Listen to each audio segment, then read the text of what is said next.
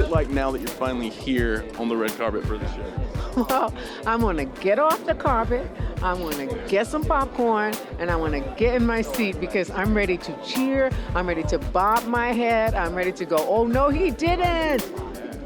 For the fans, like for the two fans who aren't sold on this show already, what would you tell them? I would tell them, do they want to be left out of history? You know, do they want to not have any friggin' idea what we're all talking about and yakking about by the alkaline water machine tomorrow? You know, come on, you just do it. Do it, and it's a gift that you don't even know you need. Last quick question. So you're such a legendary actress. It's so awesome to have you in the Marvel television family. What's it like being a part of the family?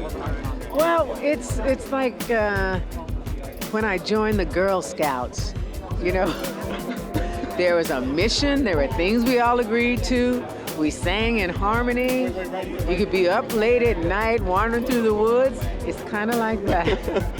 It's like being a little kid and now like you're an adult kind of still doing the same thing, playing with your characters, and it's pretty amazing, I mean, when you think about it. And so, I mean, being a fan, Shades, were you familiar with him before? Did you have to kind of... Yeah, so I knew the Luke Cage comic. I knew, you know, we spoke about the Rivals, the little group that they had, you know, when Carl Lucas and Stryker and Stokes and Shades, Alvarez, and they had this little group. So I was familiar with that, and I was familiar with the 72 comic.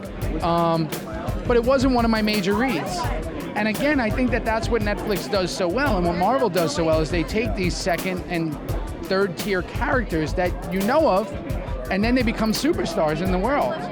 You know, and that's the case with Jessica Jones. It was the case with Daredevil, even though he was probably the most popular of the four. But that's only because people have attempted to, you know, bring him to the forefront a few times. And I think that that's the greatest thing, because there is no perception of what he should be or what they should be. So I think it's so cool because the possibilities are endless with a lot of characters. If you know comics, there's, you know, we talked about it, there's the Moon Knights and the Nighthawks, and there's all these people that you can, these characters that are so deep and rich that maybe they're not mainstream reads, but then they can come and people would be like, whoa, where'd they come from? But the real comic heads are like, oh, I knew that, I was reading that. So I think that's the coolest part of being a comic book fan and seeing that come to life. And last question, again, as a comic book fan, Yeah. for fans who are comics fans who, you know, are on the fence about the show, Yeah. what would you tell them? I just said this before and I'll say it again. The biggest mistake you'll make is thinking this is a comic book show.